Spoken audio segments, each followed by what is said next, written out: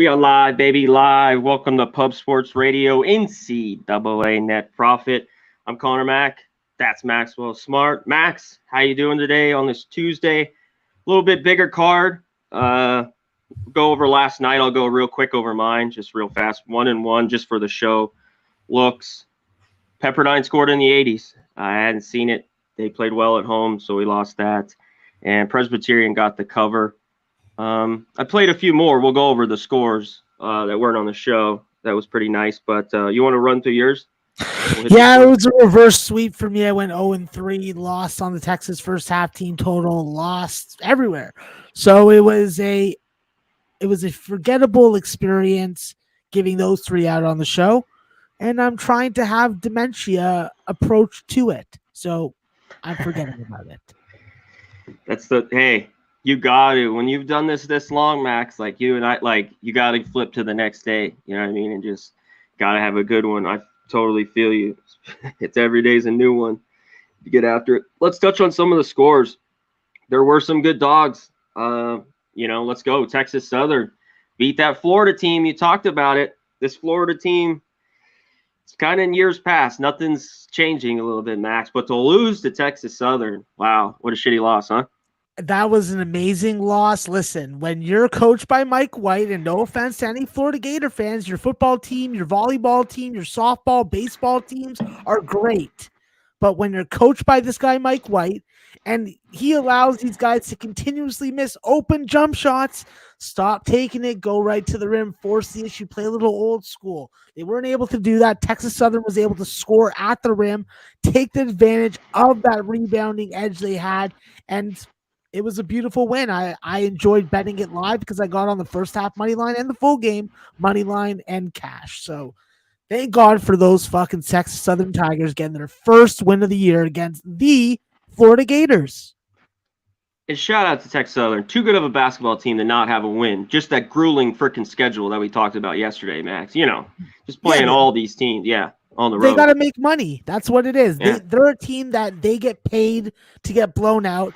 And getting a win like that, that's going to bring that transfer on the transfer portal to them next year because of that. Yeah. Guaranteed. For sure. Let's get to this. If you had Houston in the 33, you did not cover. I just wanted to ask Max in the back, the team total, that got short full game for Houston here, 77-45. This one got over, Max, just over the Mercer Coastal game. Mercer won as well, 74-69.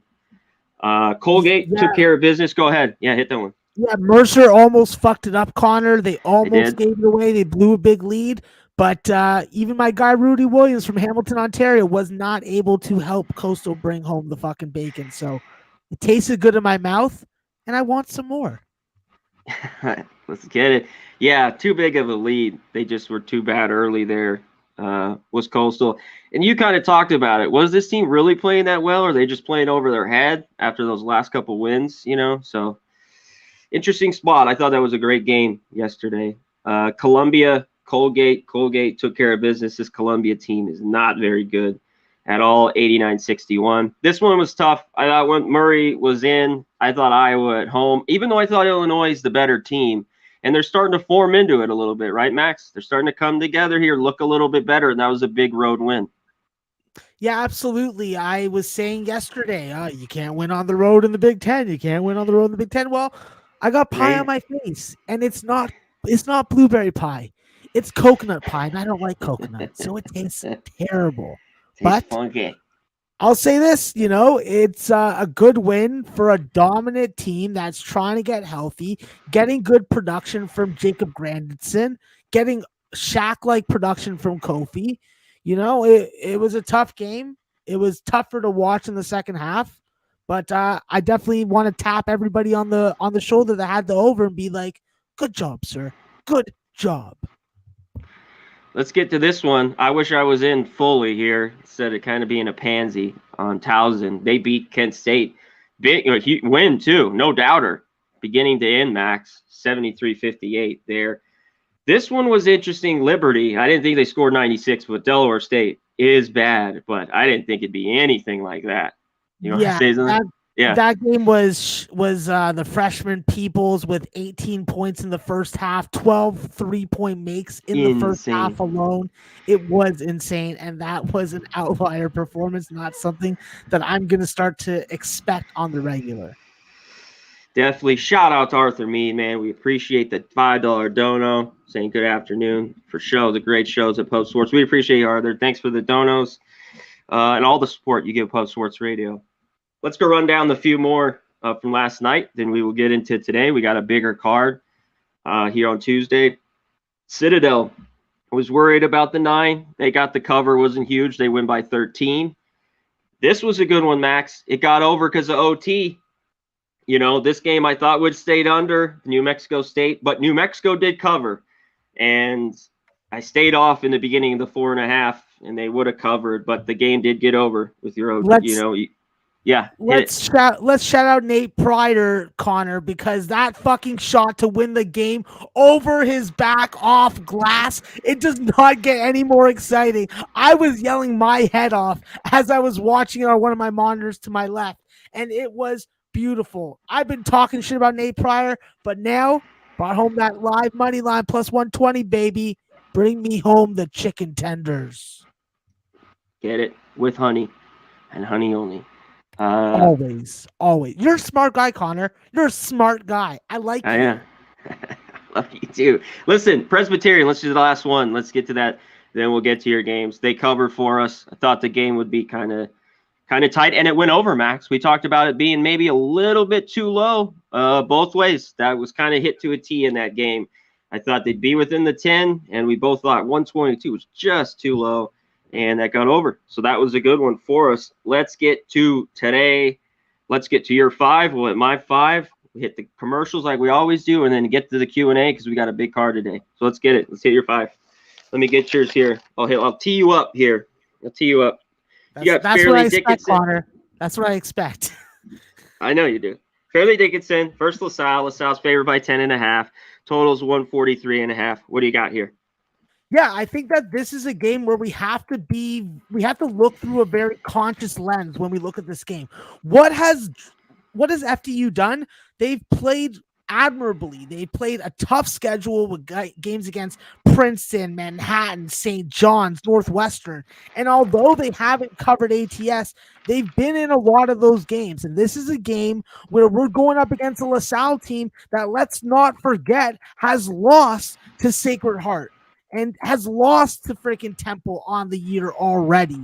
So this is not a spot where I'm inspired, and I think that the number is with LaSalle.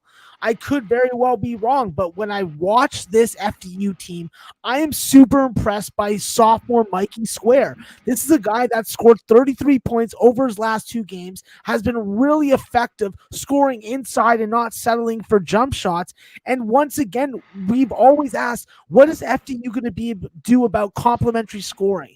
Well, this guy's giving it, and if he can stay hot, I think that this 0-7 FDU team still has value as a 10.5-point dog. So if LaSalle was a better A10 team and not a bottom tier team, I would be looking at them at home, but it's not to say that they can't get hot. I just think that now we've been asking, where's this Robin to the Batman of Brandon Rush? Mikey Square could be that guy, and if he is, I think that FDU is going to cover 10.5 points and stay with them. Yeah, I stayed off this game. That'd be my lean, because when I saw this, I'm like, I'm not going to lay 10.5 with LaSalle. Just no way. Yeah, they could get this cover and win, like you said, get hot shooting, but they are not that great of a shooting team. So I'm with you here on that lean a little bit. Fairleigh Dickinson. Let's get to your second here. UTEP versus Kansas. Kansas, big favorites here, 18.5. There's some 18s. Total right around 140. What do you got here? Yeah, this is a spot where I think that UTEP is going to have some major matchup problems. And what we've seen from Kansas is that they are going up tempo. They are playing a higher pace. And with Abaji being a All-American type performer in the Big 12. This is the type of tune-up game that they need to lay a beat down on somebody before they get into the muck of it. I think that when you look at Kansas, the one glaring issue that I'm always going to have with them is the fact that this team does not shoot free throws at a high enough percentage team-wise. They did lose Bobby Pettiford with an abdominal injury until probably mid-January. I don't think it's a big deal. I think that this team can go starter heavy. It's just about, does Christian Braun follow up that 31-point performance with something that's more than 10 points? I don't think that you're going to need that much. I think that there's other guys around that can step up. Jalen Wilson, fucking Remy Martin, so on and so forth. But I do think that this is a game that Kansas owns home court. They go first half full game. And I just don't understand the total. I think that while you do expect UTEP to be a defensive team, you really got to look deeper into that schedule and see who they played. And the 2 times that they played fast tempo teams, both those games have gone over. Both those times their opponent scored 70+ points. I see an over. All I need from UTEP is 55. Give me freaking the rest from Kansas, and I think that we got an over situation. So give me the over 140.5. Fade the fucking line movement and slurp some cock soup, bookmakers. Excellent. Full game over. I like it. Real quick before you get to your next one, I want to give a shout out to the chat. Everyone in the chat, if you got questions on games, wait till Max and I go through ours, because we're probably going to touch on a few of them you've already written in the chat. And then we're in the last 20 minutes or so, we're going to full Q&A. Just rip them off to us, ask questions, all the games we didn't touch on, and we'll get through them. So, and shout out to everyone in the chat. Let me run through them real quick, Max, while we're here. Our guy, Taylor MacArthur, what's up, man? James Little, what's up? James Farm, Rodney Barton, Platinum Paul, my guy, always trapping and capping. Appreciate you being in here. Birdie, how you doing? Our guy Birdie in the chat. Arthur Mead with the dono, of course. Nuke Worker, Jennifer, what's up? Star Child, everyone else. Shout out to you guys. Hit the thumbs up, hit the like, hit all the bells, the whistles, all the shit that I say all the time. Let's get to your third here, Max. Let's get to it. Vermont versus Providence. I thought this was an interesting game. Providence is favored by 6.5. Providence has had some big wins to start the year out. Vermont's a good school, little school too, basketball team. Total's 128. What do you like here? Yeah, listen, this is a spot where I think that Vermont does have a chance, but they're going to have a really good start in the first half. If they can get that first half start, I do think that they are going to be in this game. Otherwise, they probably are getting blown out. What we've seen from Providence is that they have been a little fucking lackadaisical in first halves. So I think that with Vermont, the key is going to be 3-point shooting. They're not getting enough of it. Against a team like Providence, it's not going to be a big enough issue, but they're going to have to play tough inside with Powell and freaking Ryan Davis. Ryan Davis is going to have to be the X factor for Vermont. If that's the case, Vermont stays in this game, but I do think that they're going to have a hard time pulling the outright upset. If you are looking for a play on them, the first half money line has the most appeal to me. And that's what I'm going to freaking ride with today. I think that this is going to be a game of 2 halves. Providence has let us down early before. This is a Vermont team that doesn't turn the ball over a ton. And I think that when you take care of the basketball with an experienced backcourt of Shenango and fucking Missoula, that's going to be the difference in the first half. Helps us get hopefully a win, at worst a tie. And if not, I'm going to fucking sue them. I'm going to send them a fucking invoice and I'm going to sue them. What number did you get? Money line there, Max. Plus 210. Okay. I think I can get you a better number. Let me see. Maybe not. Let me check. Let me double check. I might be able to get you 215. But if not, 210 is good. Okay. Let's get to your fourth here. Eastern Kentucky versus SC. USC's favorite here, big. They've looked good early on, Max. 16.5. High total here, 153. What'd you like? Yeah, for me, USC definitely has looked good. I think that this is an Eastern Kentucky team that is a similar situational spot to when they played West Virginia. Eastern Kentucky's going to need to get off to a good start. They're going to need to be able to press USC and take them out of rhythm, and they're going to have to be able to use their size to minimize the advantage that Mobley and company are going to have on the glass against Jansen Williams. I think that this Eastern Kentucky team definitely has some upside. Obviously, they're on a 3-game losing streak, and they haven't looked very good at times in those games, especially decision making in the second half. But it's still a spot where I think we're buying low on Eastern Kentucky. And I just think that when you look at Jansen Williams, you look at Michael Moreno, like these are guys that can freaking score. They can give you rebounding, and with fucking Blanton stepping up and giving you some of these fucking outlier performances, you just have everyone playing offense, defense, and it's just about getting some fucking organization in the half court. And I think that that's possible also. This is a dangerous 3-point shooting team. This is a team that's going to shoot a ton of threes. In the game against Western Kentucky, I'm not even sure how many they shot. I think they shot close to 40 or 45 3-point attempts, maybe even more. So Yeah. if they hit and they start hitting early, they're going to get out to a lead like they did against West Virginia. I got to look at Eastern Kentucky as a first half dog on the spread and just ride it. So, Okay, what number did you get? well, I got 9.5. I think that 8.5 is available now. I have to double check, but I would still take it at 8.5. Yeah, okay. I'm double checking Okay, right now. no, never mind, Connor. I see 9.5s.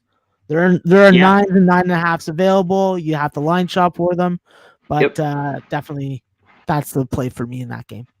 Yeah, there's a few 9.5s out there. I kind of like that play a little bit first half.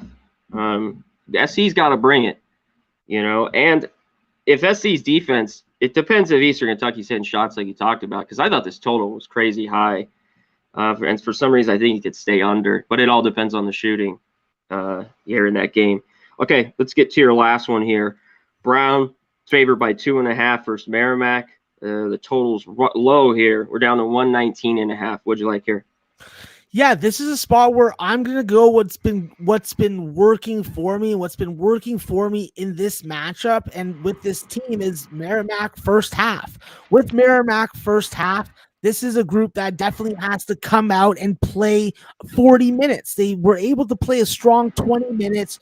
Coach Gallo actually apologized to the fan base, to the freaking supporters of the program, because this team blew a big lead and they had that game in control. So losing like that at home, I do expect a better performance early. I think that you are getting Brown at some of their best basketball of the year.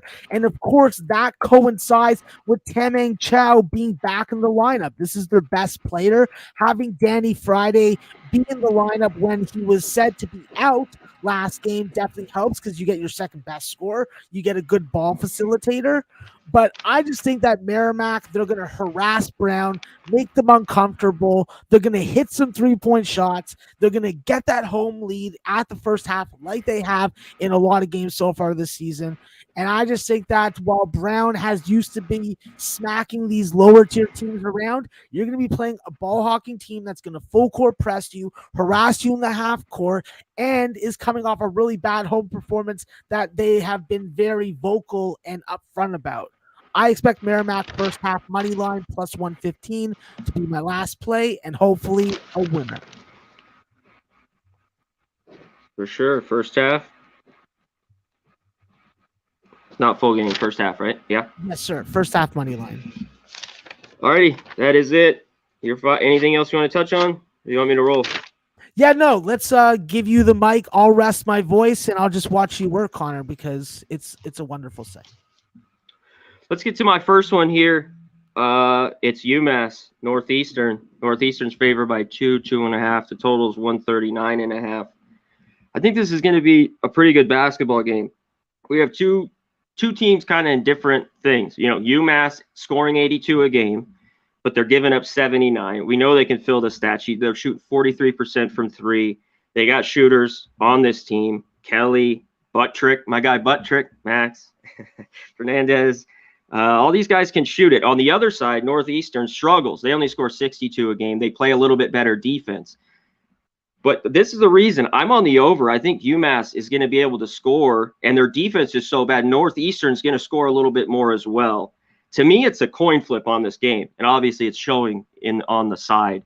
But I think Northeastern can probably get to 70. Both these teams get over that. UMass just isn't good defensively, and I think they'll be able to hit shots. I just need Northeastern to hit some key shots, and I think they will.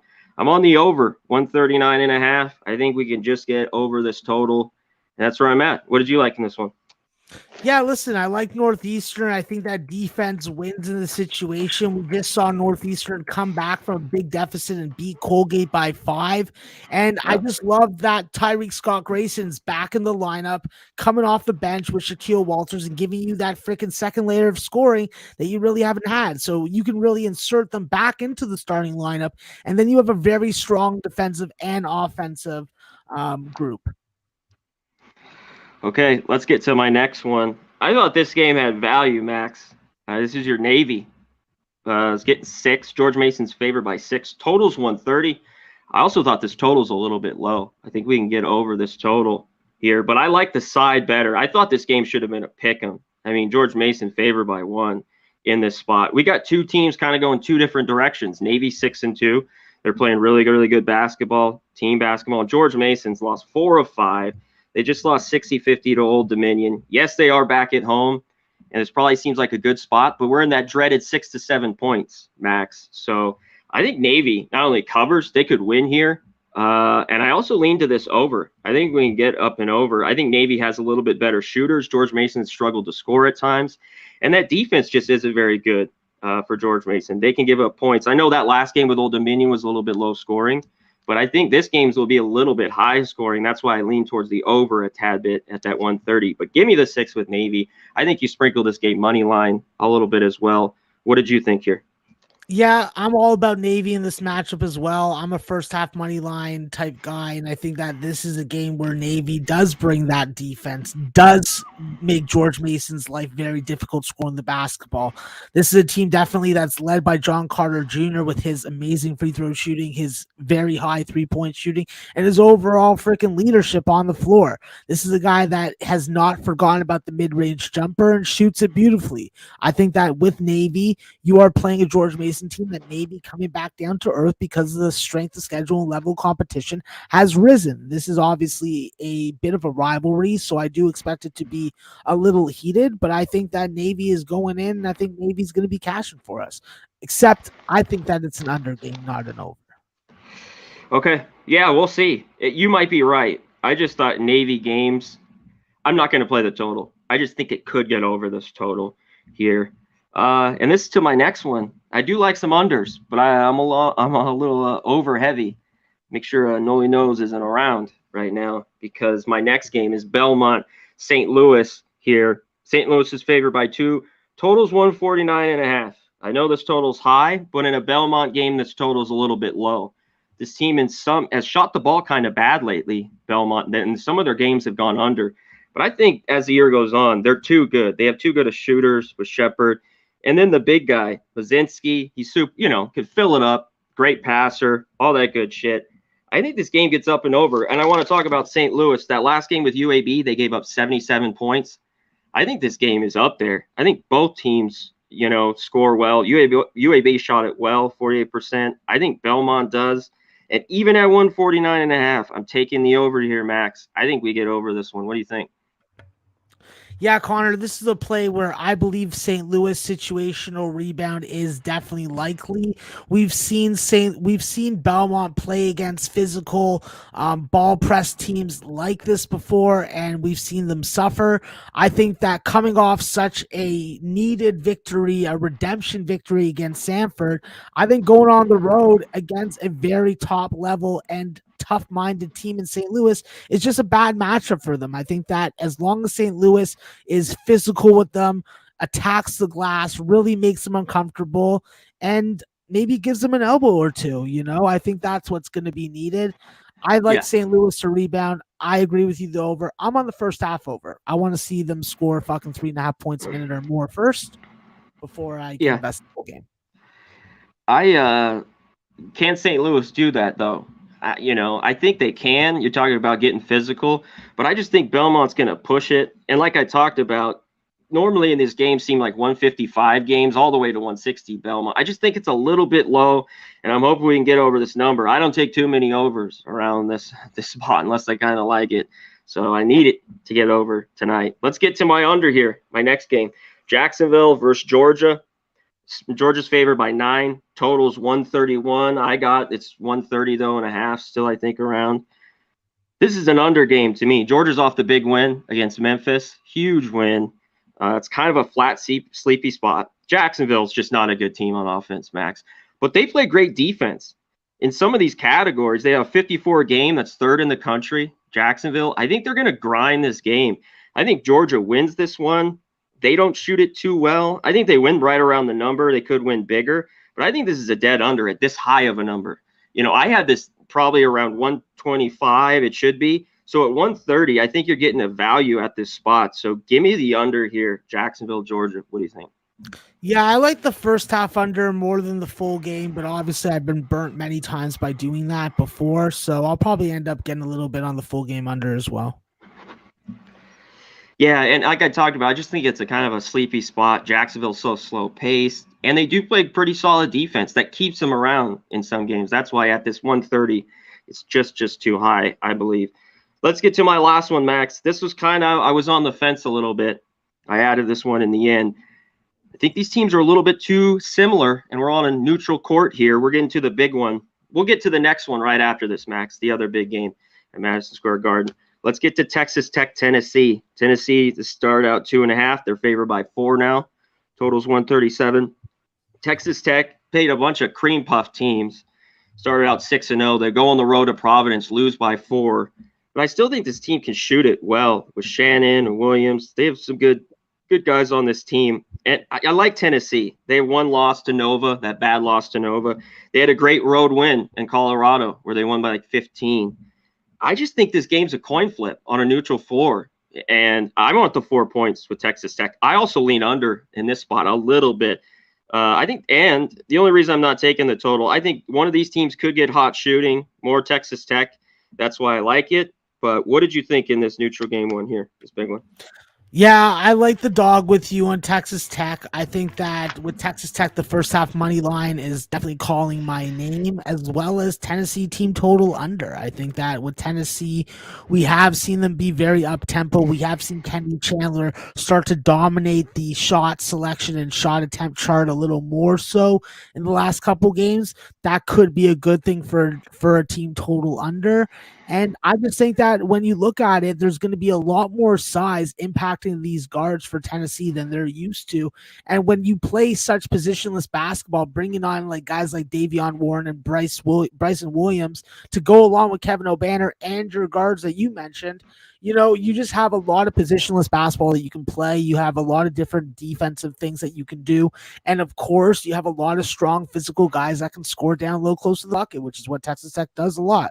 So, I think that's the right play, and I'll be riding with you, bro. Yeah, I like it as well. 4 points is too much here. I get people why the initial move. Tennessee's kind of looked pretty good early on. Texas Tech hasn't played anybody, and they just lost to Providence. Not easy place to go to. It was a 4-point loss, but I think that was too big why this line has moved. So give me the 4 points, which I think should be a pick'em type game with the Red Raiders. All right, that is my 5, Max. Let's get it. Load up your questions. We got a pretty big card. Let's see if we can hit most of these, and then we'll give our best bets and get on out of here. So let's get to the commercials. Let's get to it.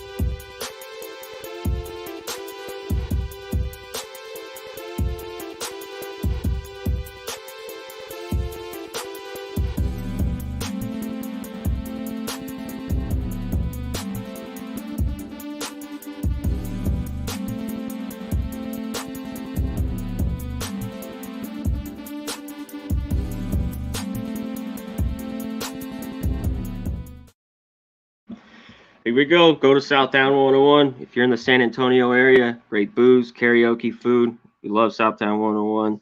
Go to manscaped.com, 20% off promo code Pub Sports. Keep everything shaved. Keep it all good. Go to manscaped.com, 20% off promo code Pub Sports.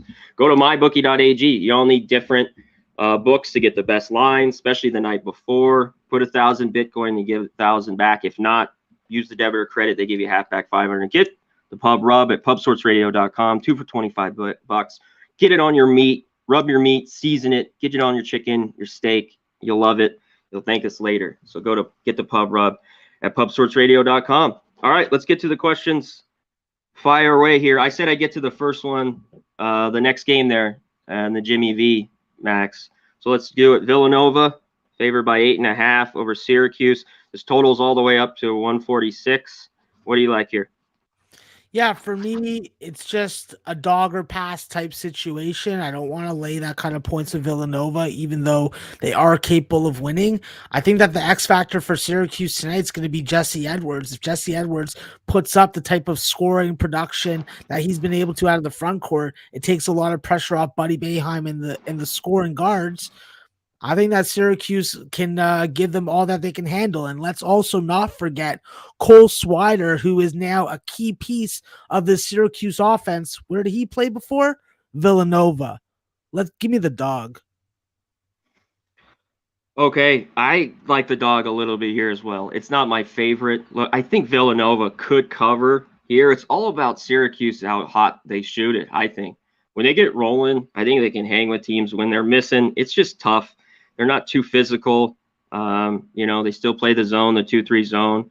But when they're hitting shots, Boeheim is hitting shots. They're rolling, and it could be close. So, and especially on a neutral floor. So I lean the dog as well. What did you think about the total? You think you can get over? I think that with Villanova games, we've seen a lot of these Villanova games go under because they're playing shutdown defense. They don't have the quality scoring NBA caliber guards that they've had in the past, aside from Gillespie, who still isn't putting in all the freaking production that we're expecting. I was expecting a 20-plus point per game guy, and he's not there yet. So Villanova's offense is still ramping up, and we'll see how that goes. What do you think about this? Tulsa, 3.5 with Loyola Marymount. You have anything there? I can't take the 3.5 with Marymount after I saw the inefficiency and the freaking borderline retardation of their performance against Long Beach. They were literally down at halftime. I'm like, what the hell are these idiots doing? Then you make a beautiful run and you freaking get back into the game, all to just blow it again. So I think that when you have this Stan Johnson team, you do get physicality, you do get strength down low, you do get a team that's going to get to the free throw line, but I just don't expect them to be able to play that kind of defense that I was expecting from them. I think that the numbers definitely lean towards Tulsa, and if Sam Griffin gets hot for Tulsa, his three-point shot probably will be the difference. Okay, what about this one, Max? Remos, is this a trap? Florida Gulf Coast, -4.5 over Florida A&M? Yeah, it definitely has that type of feel. I think that if you did get early on, if you did get in on the line early, you're probably sitting in a much better position. But when we're talking about 4 or 5 points, I think that the key for Florida Gulf Coast is what do you do about MJ Randolph? That's the difference maker for Florida AMU. And if they can freaking stop MJ, then they can cover this number on the road. Florida Gulf Coast is a team that definitely runs off freaking opponent makes. They get to the free throw line, and they're led by Tavion Dunmartin. And with Tavion Dunmartin, from watching for years at Duquesne, this is a little guy that plays bigger than he is. He's not afraid to go into the towers, and he can drill a bunch of threes if he gets hot in a game. That's what you need in this situation. It's an interstate rivalry. I got to see freaking Dunk City come out to play. JPZ, we talked about this earlier. Max is on Eastern Kentucky first half +9.5. I mean, can SC cover that number? Yeah, I'm not betting on it. So let's get the next one, Max. Toledo 4.5 here over Bradley. They cover at home here. Yeah, for me, this is definitely just a pass game. Definitely want to point out that the Lady Taint play of the day is on Toledo. And if it is a lovely Lady Taint, it will cash. Yeah, I think Toledo could do this, but I've had plenty. This Toledo team over the last few years is barely covered or not covered for me. I could see them winning by 4. It pissed me off. This one I like a little bit. Not that I love Old Dominion, but I think they could beat William and Mary by 10. You think they could cover this number? Listen, I think that when you're taking that 8 right now, you're taking the ass end of the line. This line was at 5 or 5.5 on opener. I think that when we look at college basketball lines, we have to remember that it's not football. It's not going to stay the same. It is going to move, and it is going to move because maybe a little bit of money, maybe a lot of money is moving it. But I think that at this time, you're taking the ass end of the line. I think that you look at Old Dominion first half if you want to back them. Otherwise, you got to come back with the 8 with William and Mary, in my opinion. Oh, okay. Sounds good. Yeah, that did move. It was 5.5 in the opener. How about this one, Max? Oakland favored by 2 over Bowling Green. Bowling Green hasn't looked too good at home. Can Oakland get the short cover here? What do you think? Well, I'll say that Bowling Green has looked a lot better the last 2 games since inserting Reese and Samari Curtis into the starting lineup. They bring an element of defense, physicality, and good rebounding, even from the guard position in Curtis. That's been making a difference. Losing Myron Gordon definitely has hurt this team, but isn't reflecting in the freaking win-loss column. So I definitely think that Oakland's going to have to bring their best game, but the way that Trey Townsend and Jamal Cain can get off in this game, I don't think that Trey Diggs and Daquan Plowden, while they do provide an athletic element to their defensive game, I don't think it's going to be enough. I think Jamal Cain is the X factor in this game, gets good support from Jalen Moore, and they go in and they win for me. They win for me and T-Mac. Me and T-Mac need this, C-Mac. All right. You should get on it too. Then it's C-Mac, T-Mac, and me. Let's go to the strip club. All right. We can, yeah. All right. I'll look into it. I was looking at it earlier. What about this one, Max? This Michigan team has been good. We saw they get their ass kicked on the road. Can they cover this number against the Nebraska team that I like better at home, but they've struggled this year as well? What do you like here? I think that this is a Nebraska number to me. Trey McGowan's obviously has been out for the last 3 or 4 games, but we've seen brother Bryce step up into that role, and the kid is fucking with his eyes open. If he continues to do that, the combination of getting Kobe Webster back and Lat Mayen back, this is a team that is going to play better. And I just cannot back Michigan at this number. Michigan has to take my money before I take them at this kind of number. So Nebraska or stab me in the freaking left nut. Yeah, stab me too. There's just no way. One thing Michigan has owned this series, though, it's keeping me a little hesitant. 5 straight they beat them, 5 straight against the number. So I'm definitely, it's Nebraska or pass for me, but I'm a little hesitant in that one. This is a good one, Max. Furman. Favored by 2 over Winthrop. Totals 153. I kind of like Winthrop a little bit. Just take a money line, and there should be lots of points. What do you think? I think that if this line goes to 3.5 or 4, I'd like Winthrop a little more. I just have to ask myself, is DJ Burns going to be able to play enough minutes and make a big enough impact offensively to give Furman all the kinds of problems that they have nightmares about? I just don't know. I think that with Pat Good, with fucking Hightower, there's definitely potent offense for this Winthrop team. I just think that Furman has to slow the game down, has to take them out of their tempo and out of their rhythm. And if they do that, they can fucking win. I think that coming back on the road in overtime was definitely a big thing for them. I think that they build off that momentum, go on the road and fucking dispatch this Winthrop Eagle team. Okay, it should be a good one. And I think it can get over even at high total. Real quick, the guys want to know about the total in the Michigan-Nebraska game. Initially, I think the game can get over. If Nebraska's playing, the thing is, Nebraska, when the Michigan's at home, Max, I think this game stays under. But this being on the road makes me like it a little bit to get, Nebraska wants to play fast. So I just at 140, I didn't love it. I think it can get over. What do you think? Yeah, I think that if you like Nebraska, you're looking towards the over because you're expecting a close game that's going to have some late game fouling. And I think that in Big Ten season, and Fred Hoiberg in particular, I don't think that he gives up. So I look for some extended fouling. If Michigan does have that vaunted 8 to 10 point lead. And with their ability to hit threes and multiple guys on the floor that could hit threes at the same time, a backdoor cover is never out of reach, in my opinion. Okay, Arthur Mead wants to know, Max, will Eastern Illinois score more than 60? No, I don't think so. I think that's a real ugly game. I think it's hard to watch, and I probably won't watch it. I'll just live stat watch it. Yeah, that is ugly. Ron here wants to know, Cal Baptist for North Dakota over 138. What do you think?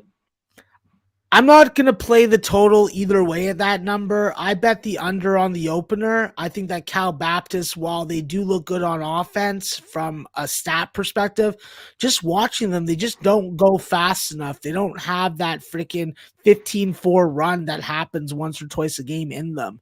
I think Daniel Akin being inserted into the starting lineup helps them from a physicality and down low scoring point, but this is still a team that fucking does most of their work on the perimeter and with the dribble drive. Sorry for that burp. Yeah, it's all good. How about this one, big one, Max? Butler, Oklahoma. This has moved 10.5, even 11, a couple of spots. Total's 126. Can Butler score enough? Can they get this cover in Oklahoma? What do you think? I personally don't think they're going to score enough. I think that Oklahoma, this is their game to really smash. No Bryce Neasy, no Bo Hodges. Someone else is out also for them. So, Tate's also out for them. So there's 3 definite impact pieces that aren't going to be playing for this Butler team that should be. So I think that this is a definite example of where we see that Loyola Chicago type defense. I think that we see the Grove brothers for Oklahoma dominate. And if Umaja Gibson can give us some 3-point shooting, it takes a lot of fucking pressure off Goldwire because he's just not my favorite player. How about James Madison? Do you like them today against Virginia, Max? James Madison, yeah, I do like James Madison. I think that first half money line is where I think that they have more value. That's the way that I would look at it. As far as the total, it does make me want to take an under with Virginia being in and seeing a 124.5 or 125, but I haven't done that yet either. So just like James Madison to maybe win first half and going for the shot there. All righty. How about this one, Max? Temple, Vandy. Vandy's favored by 8.5, total 133. Yeah, I just think that Vandy's defense isn't very good. I think that Vandy misses a ton of open shots, and even against a team like Temple, who lost Khalif Battle and only has 1 good possession out of 3 or 4, I still think that they have a shot to hang within this number. I think that when you look at Damian Dunn, Connor, and you look at Jack Forrester, that is a 1-2 a 1-2 tandem that can give you heavy production. And with their vulnerability at the rim, I think Temple's going to be fucking going downhill often, all over Vandy's ass. Cash Action Bets wants to know, you just put Montana State. You like them? I like them when they were a 3-point favorite. I'm not so sure about 5.5 because that means that they're going to have to make free throws at the end of the game. And if you watch Jabril Bello make or attempt free throws, you probably picked up your dinner. Yeah, no shit. I think we touched on this. I think that he had 2 airball free throw misses in this last game. 2 airball free throw misses. Yeah, it's ugly to watch. Rude Jude, we touched on the Florida A&M game. Did you touch on the total? You like the under in that game, 138.5? I do like the under in that game. If it's going to be a Florida Gulf Coast win and cover, it's not going to be a high scoring game. I think that games against Purdue, Fort Wayne were definitely a lesson of what Florida Gulf Coast needs to stop. But with Florida A&M, with MJ Randolph, you stop him, you really do put a fucking cork in the fucking bottle of Florida A&M's offense. We touched on Old Dominion, Daryl. I think they cover Max like William and Mary a little bit, right? Yeah, at this number, yes. Yeah. Now it's the 8. It was 5.5. How about Duquesne, DePaul? Can DePaul cover this 8.5? Now even 9's max, totals 142. Listen, this is an improved DePaul team, and if David Jones keeps on giving you that kind of production alongside a Javon Freeman Liberty outlier game, this is just a spot where I think DePaul could fucking go a little buck wild. I think that the size of DePaul is going to give is going to give Duquesne the biggest problem. I don't think that they have that natural big man aside from Trey Williams. So I just think that over the course of this game, I think that physicality and I think that this new Coach Stubblefield offense is going to propel them. I think being at home, being in a bye game situation, DePaul can't lose this shit. Yeah, I don't think they lose, but can they cover? That's the question. What about Southern A&M, Kentucky? Obviously a huge number here, 30 and a half. Yeah, both numbers I bet are long gone, so this is a pass for me. Yeah, that game was a pass for me as well. How about this one? Someone I think threw it in earlier. Sacred Heart, Rhode Island 15 and a half, total 136. Listen, the answer and the question that we always ask with Sacred Heart is question, can you hit threes? Answer, yes or no. And I think that with Sacred Heart, Tyler Thomas, you don't hit threes, your team has no fucking chance. He needs to have a big game. Aaron Clark needs to have a big game. Mike Sixsmith needs to hit a big game. And somebody in the front court needs to emerge because the Pylos, they got fucking nothing when it comes to fucking that shit. So I think that when you look at it, I took a gamble. I took Sacred Heart first half money line for a half unit. And aside from that, I'm just on the full game under. And I heard that a Jedi Masters also is on it too. Wow, okay. What about Mount St. Mary's? Someone mentioned. Could Santa Clara cover this number? Listen, I think that with Mount St. Mary, they're going to have a very good backline defense against all these drivers and PJ Pipes and Jalen Williams for Santa Clara. At the end of the day, though, I think that Mount St. Mary has a better chance of keeping this game close in the first half than they do full game. Jalen Benjamin has come on in the last 5 or 6 games, averaging over 17 points per game. He's going to need that type of scoring production tonight against Santa Clara. And obviously, this Santa Clara team is missing Joseph Frankic out with mono. And until he returns, the Santa Clara team is not going to be able to reach its full potential. How about Albany, Yale? Yale's favored by 13. I hate Yale. I think that they're assholes. They love to fucking break people's balls and not cover fucking double digit spreads. But against Albany, I do think that they're going to get their 3-point shot on. I think that Azari Swain does get to the rim and does have a MVP of the game type performance. I think Yale covers first half. I won't go as far as full game, but I do like the full game over. So hopefully they don't make me look bad. Otherwise, they're going to be on my hit list, and they're going to get shit in a box, and they don't want that. It's gross. Yeah. It's gross. No shit. No shit. Bucknell, Princeton. Princeton covered this big 12 and a half. I have nothing on it. Total's 150. Yeah, this is a game where I think that Bucknell has to get an MVP type performance from Andrew Funk. We've seen this team definitely miss Andre Screen. We've seen this team not get enough out of Xavier Rice. If that's the case, then you're going to see a pounding. I think that Princeton has played a tough schedule. Now they're at home. Now they're in a situation where we do come to expect a rout. I expect a tight game for 20 minutes, but I don't expect it for 40. I hope it's Princeton, the one that's covering at the end. Yeah, I mean, I'd lean Princeton, but I wasn't going to get involved. How about this one? Boise State versus Northridge. It's 14s. There's still a few 13 and a halves. Boise's favorite. Total, only 125 and a half. What'd you like? Yeah, this total went up from 122 and a half, and I think that it's the right move, but it just, when you look at the stats, it just tells you, it's like, why are you betting this over? Why are you betting this over? Because I expect Boise State to be able to flex their offensive muscle, which they haven't done very often. I expect them to have plenty of opportunities to score threes versus the CSUN defense that likes to pack the paint. I think that when you look at CSUN, this is a team that is going to go down to the post on pretty much every possession. The key is going to be for them, can they get some 3-point shooting? Can this team give us 60? Because if they give us 60, Boise State will do the rest. I can guarantee that. Yeah. How about this one, Max?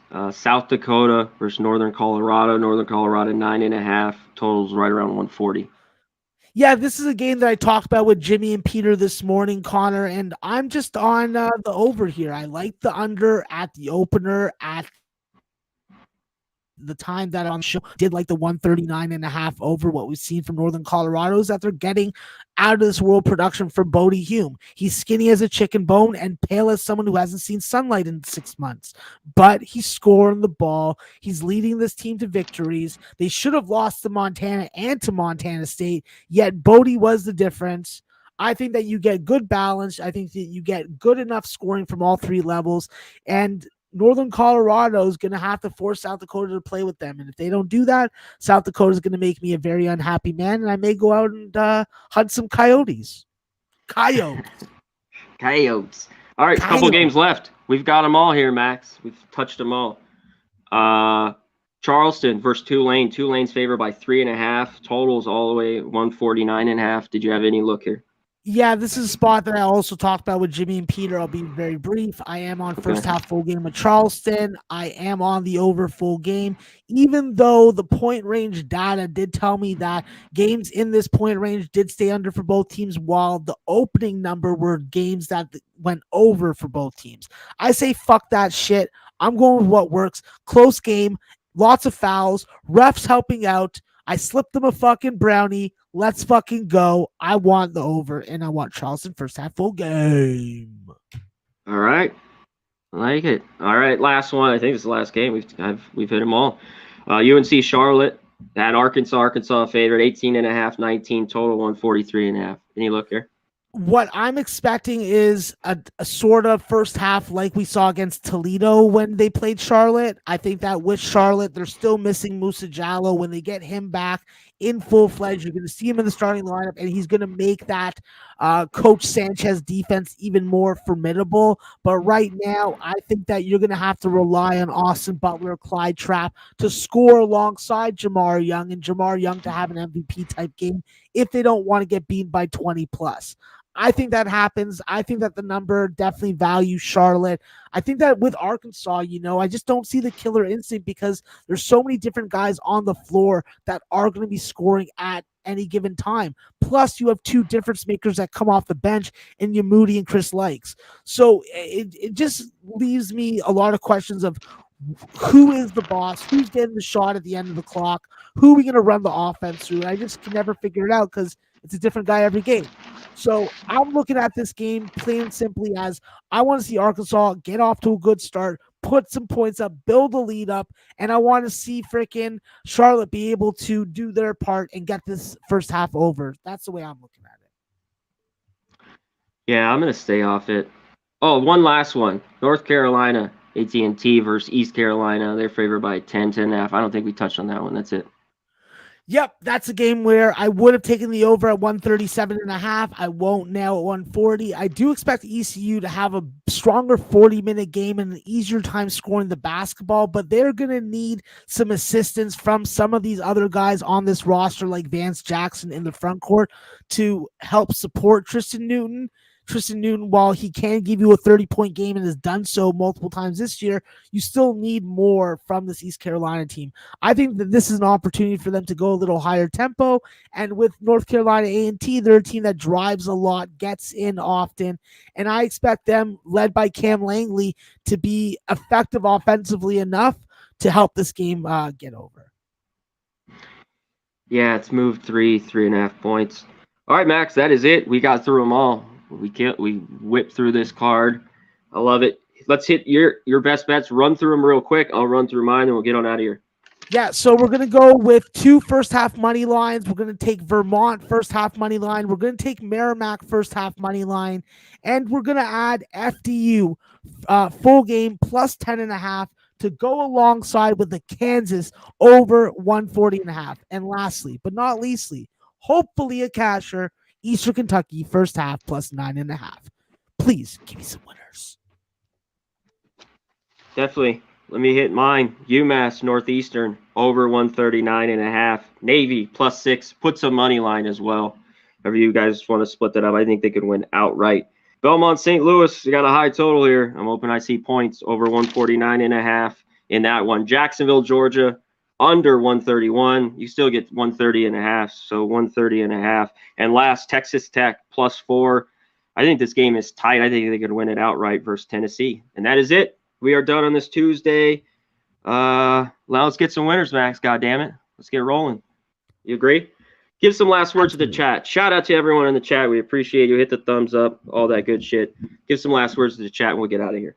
Yeah, listen, guys, when someone brings you some chicken and it's not the chicken that you asked for and it has barbecue sauce off it, take that chicken, throw it at that person's face, tell them to fucking make the chicken right with some honey sauce on it, okay?